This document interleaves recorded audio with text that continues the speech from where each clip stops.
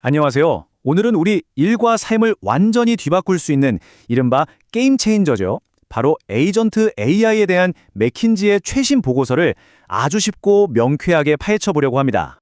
자, 그럼 본격적으로 시작해 볼까요? 에이전트 AI. 말이 좀 어렵게 들릴 수도 있어요. 그죠? 근데 이렇게 한번 상상해 보시면 쉬워요. 그냥 시키는 일만 하는 똑똑한 비서가 아니라 알아서 생각하고 계획하고 문제를 해결하는 진짜 유능한 동료가 내 옆자리에 딱 생긴다고요. 네, 바로 그게 에이전트 AI의 핵심입니다. 그러니까 단순한 도구가 아니라 디지털 팀원이라고 보는 게 맞겠죠. 자, 그럼 먼저 아주 달콤한 미래 이야기부터 시작해 볼까요? 도대체 이 에이전트 AI가 우리한테 어떤 어마어마한 가능성을 보여주는지 그 엄청난 잠재력부터 한번 들여다보겠습니다. 보세요. 연간 10% 생산성 성장. 와, 이게 얼마나 엄청난 숫자인지 감이 오시나요? 보통 한 나라 경제가 한 2, 3%만 성장해도 진짜 대단하다고 하잖아요. 그런데 이 기술 하나가요, 경제 전체에다가 새로운 성장 엔진을 달아줄 수 있다는 거예요. 생각해보세요. 지루한 반복 업무는 AI한테 싹 맡겨버리고 우리 인간은 더 창의적이고 전략적인 일에만 집중하는 거죠. 이러면 경쟁의 판 자체가 완전히 뒤바뀌는 겁니다. 좀 더 구체적으로 들어가 볼까요? 자, 상상 한번 해보세요. 보통 몇 년씩 걸리던 아주 복잡한 IP 프로젝트 있잖아요. 이게 단 몇 달 만에 끝나는 거예요. 어떻게 그게 가능하냐? 에이전트 AI가 코드 분석부터 테스트, 배포까지 이 모든 과정을 알아서 착착 처리해버리니까 프로젝트 기간이 말 그대로 반토막이 나는 거죠. 이건 그냥 일이 빨라지는 게 아니에요. 더 빠른 혁신을 의미하고 경쟁사보다 그냥 2배는 앞서 나갈 수 있다는 얘기입니다. 그리고 시간이 줄어드니까 당연히 돈도 아낄 수 있겠죠? 무려 40% 이상입니다. 40%요. 이건 그냥 뭐 허리띠 졸라매서 아끼는 그런 차원의 얘기가 아니에요. 이렇게 아낀 돈으로 뭘 하겠어요? 당연히 혁신에 다시 투자하는 거죠. 그럼 엄청난 여력이 생기는 거고요. 그러니까 효율화를 넘어서 새로운 기회를 계속 만들어내는 그런 선순환 구조가 딱 만들어지는 겁니다. 결국 핵심은 딱 이거예요.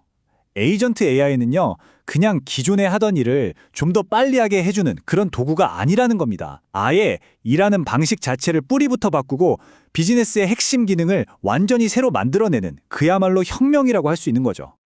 자, 그런데 이렇게 좋은 이야기만 있으면 얼마나 좋겠어요. 그쵸? 여기서 보고서가 아주 흥미로운 반전을 제시합니다. 뭐냐면 이 모든 걸 가로막는 가장 큰 장애물이 기술 그 자체가 아니라는 거예요. 그럼 뭘까요? 진짜 문제는 바로 우리 자신, 그러니까 인간과 우리가 만들어 놓은 이 조직에 있다는 겁니다. 자, 그럼 이제 이상적인 이야기에서 벗어나서 조금은 쓴 현실을 들여다볼 시간입니다. 이 혁신적인 기술을 우리 회사, 우리 조직에 실제로 가져오려고 할 때 과연 어떤 숨겨진 장애물들을 만나게 될까요? 이게 생각보다 훨씬 복잡한 그림이거든요. 첫 번째로 넘어야 할 아주 거대한 산은요, 바로 관계의 문제입니다. 스스로 생각하고 판단하는 AI랑 우리 인간이 어떻게 하면 서로를 믿고 안전하게 또 효과적으로 함께 일할 수 있을까? 이 질문이죠. 이건 이제 단순한 기술 문제가 아니에요. 심리학 그리고 조직 문화의 영역으로 깊숙이 들어가는 문제입니다. 여길 보시면 마치 팽팽한 줄다리기 같지 않나요? 한쪽에서는 AI한테 마음껏 해봐 하고 자율성을 주려고 합니다. 그래야 무한한 가능성이 열리니까요. 그런데 다른 한쪽에서는 조직이 잠깐만 그래도 이건 안 돼 하고 통제를 하려고 하죠. 안 그러면 위험하니까요. 안정성과 예측 가능성을 확보해야 하니까. 바로 이 둘 사이의 아슬아슬한 균형을 어떻게 잡을 거냐? 이게 앞으로 모든 리더가 풀어야 할 가장 큰 숙제가 될 겁니다. 이게 그냥 뭐 컴퓨터 멈추고 재부팅하는 그런 단순한 시스템 오류가 아니에요. 한번 생각해 보세요. AI가 갑자기 자기 맘대로 판단해서 수십억짜리 고위험 대출을 덜컥 승인해버리거나 회사의 1급 기밀 정보를 바깥으로 유출하는 그런 상황이요. 끔찍하죠. 단 한 번의 실수가 회사의 신뢰를 완전히 박살내고 진짜 돌이킬 수 없는 금전적 손실로 이어질 수 있는 아주 현실적인 위험들이라는 겁니다. 자, 그리고 두 번째 장애물은요, 이건 훨씬 더 근본적인 문제입니다. 이건 그냥 사무실에 새 복사기 하나 들여놓는 그런 차원의 문제가 아니에요.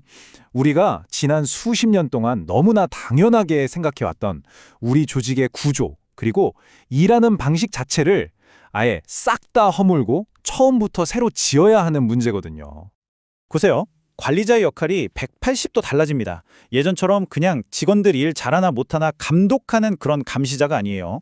이제는 인간과 AI가 한 팀이 돼서 최고의 성과를 낼 수 있도록 그걸 설계하고 지휘하는 오케스트라의 지휘자 같은 역할로 진화해야 하는 거죠.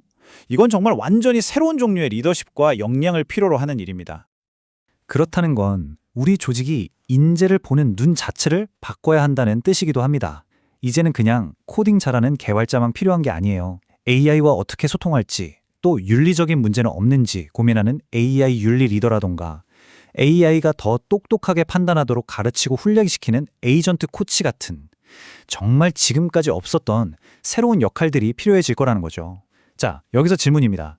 여러분의 조직은 과연 이런 인재를 키워낼 준비가 되어 있으신가요? 사실 많은 기업들이요, 작은 실험실 수준에서는 꽤 그럴듯한 성공 결과물을 만들어내요.